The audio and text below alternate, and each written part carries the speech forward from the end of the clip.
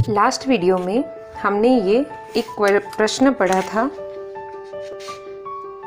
एक दिन कक्षा में अध्यापक ने पूछा, which is the best therapy for healing, allopathy, homeopathy, naturopathy. परंतु हमारे अध्यापक ने सबको नकारते हुए कहा था सिंपैथी। हमारे गुरुजी ने इस जवाब का साक्षात्कार पापा मुझे यहाँ हुआ। और हाँ पापा, एक महत्वपूर्ण बात तो मैं आपको बताना ही भूल गया। रात के समय सोने से पहले प्रतिदिन पूरा परिवार साथ बैठता है। दिन में हुए अपने अपने अनुभवों की बातें, इधर उधर की अनेक बातें उस समय होती है। इन बातों में एक दूसरे के प्रति इतना प्रेम और विश्वास दिखाई देता है। हमारे घर पर पूरा परिवार इस प्रकार कभी भी आधा घंटा इकट्ठा होकर बैठा है?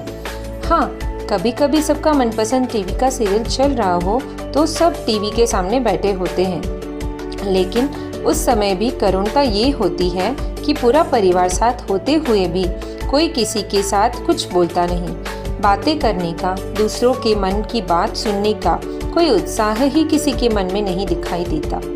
हाँ, सीरियल के पात्रों की बातें सुननी होती है, उनके सुख से सुखी और उनके दुख से दुखी होना है, मानो वे ही हमारे स्वजन हो। वैसे तो अब इस प्रकार भी साथ बैठने की बात नहीं रही है। सबके कमरों में अपने अपने अलग टीवी। मनुष्य अगर खुले मन से विचार करे तो अनेक दृष्टि से ऐसा अनुभव निश्चित रूप से होगा कि अत्यधिक धन संपत्ति भी आशीर्वाद नहीं, अभिशाप बन जाती है। पैसों के बल पर परिवार के प्रत्येक सदस्य भी सभी वस्तुएं, सभी सुविधाएं अलग अलग स्वतंत्र, न सबके साथ मिलजुल कर बैठने की कभी आवश्यकता, न किसी को किसी की कोई अपेक्षा। ऐसा वातावरण में स्नेह की धारा बहे, ऐसी संभावना ही कहा। और पिताजी, भोजन की बात बताऊं तो एक बात हमारे नसीब में है ही नहीं। पिता, वो कौन सी वस्तु? पुत्र, पिताजी, प्रेम।